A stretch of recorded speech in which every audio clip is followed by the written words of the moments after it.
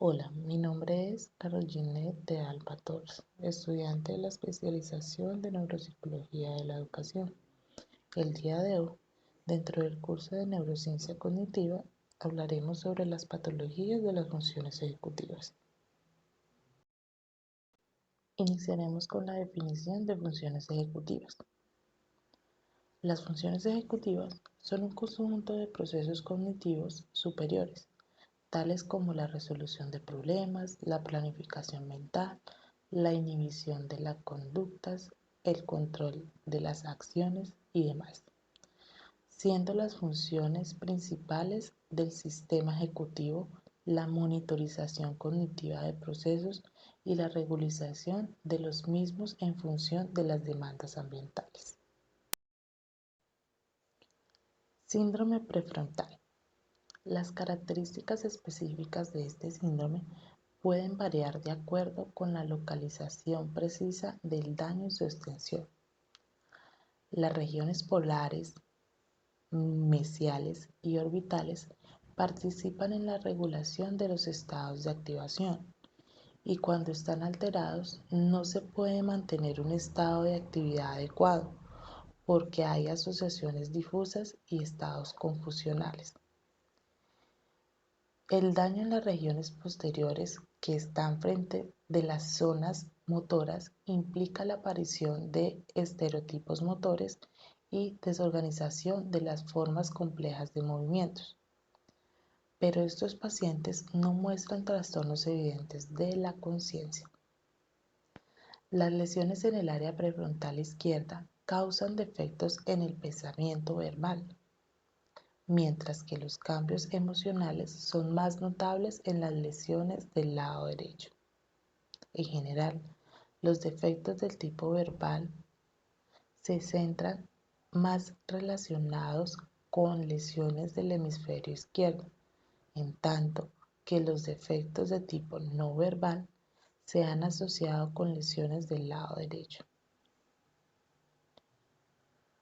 Los trastornos de perseveración son característicos de lesiones del hemisferio izquierdo o bilaterales, mientras que los estados de aparente hipomanía e hiperreactividad se deben a lesiones del hemisferio derecho. Estas últimas, en especial las polares, se relacionan frecuentemente con cambios de personalidad y pseudopsicopatía. Según Luria, 1977, los procesos intelectuales resultan más afectados por las lesiones del hemisferio izquierdo, sean extensas o bilaterales. La violencia de las normas sociales de conducta se notan más en casos de lesiones del hemisferio derecho.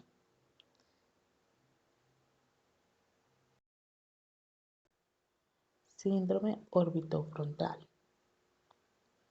Este síndrome está asociado con conductas de desinhibición, impertinencia, irritabilidad, labilidad emocional, falta de tacto, distractibilidad y desinterés por los sucesos.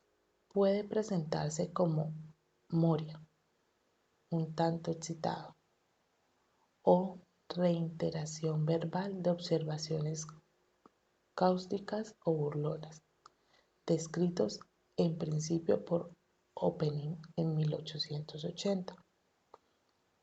El paciente es incapaz de responder a convenciones sociales y está controlado por los estímulos inmediatos. Cumming, en 1993, observó imitación automática de gestos.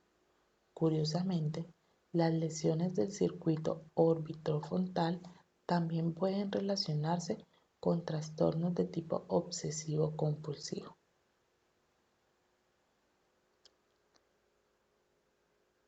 Slinger y Damasio, 1985, utilizan el término sociopatía adquirida para describir los trastornos en la regulación comportamental y que incluyendo tanto la falta de comprensión como el remordimiento consecuentes a conductas inapropiadas. La corteza orbitofrontal se relaciona sobre todo con el sistema límbico y con las regiones basales del cerebro anterior. Síndrome dorsolateral. Se insiste que el circuito dorsolateral es fundamental en las funciones ejecutivas. El defecto más frecuente es la incapacidad de organizar una respuesta comportamental ante la presencia de estímulos nuevos o complejos. Los síntomas siguen todo un proceso e incluyen la capacidad de alternar las conductas, utilizar estrategias apropiadas y organizar la información para adaptarse a los cambios ambientales. Las demencias subcorticales se caracterizan por defectos en las funciones ejecutivas. Por lo general, los pacientes muestran latencias de respuestas largas y dificultades en la recuperación semántica, aunque conservan el reconocimiento. Varios estudios, como los de Luria en 1969, destacan la presencia de preservación, conductas dependientes del estímulo y ecolalia. De haber lesiones dorsolaterales del hemisferio derecho, hay trastornos de tipo no verbal y paralingüístico. Y en caso de lesiones dorsolaterales, el hemisferio izquierdo habrá disminución en la fluidez verbal y afasia extrasilviana. Luria señala igualmente que un aplanamiento emocional corresponde a lesiones bilaterales. Asimismo, hay dificultades para ordenar la información en secuencia. Las regiones ventrales y dorsales de la corteza prefrontal podrían participar en la habilidad para tomar decisiones racionales y evitar situaciones de riesgo. En resumen, el síndrome prefrontal no es homogéneo, sino que pueden existir diversas variantes, de acuerdo con las características específicas del daño. Sin embargo, la distinción de diferentes subtipos según su localización precisa es apenas tentativa. Por último, es necesario señalar que no todos los procesos ejecutivos se encuentran mediados por la corteza prefrontal, aunque los trastornos ejecutivos por patología frontal son mucho más graves. Las lesiones, prácticamente todas las áreas del cerebro pueden asociarse. Síndrome frontal mesial. El cingulado anterior es el origen del llamado circuito cingulado subcortical.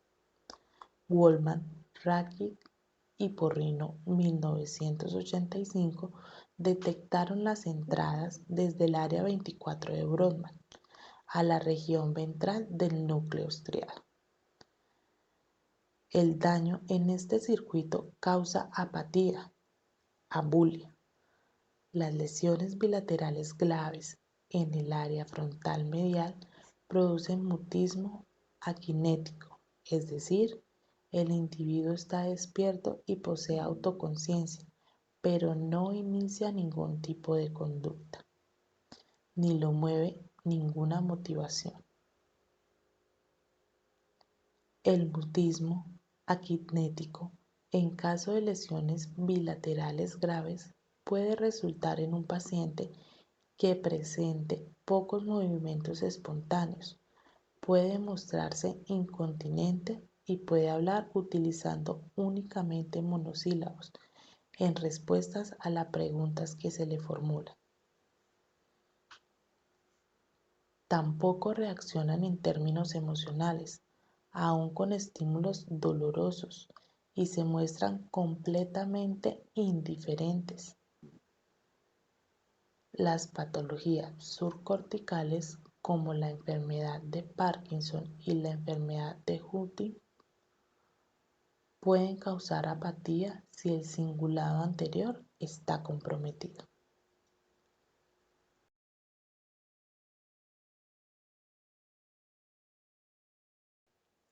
Muchas gracias.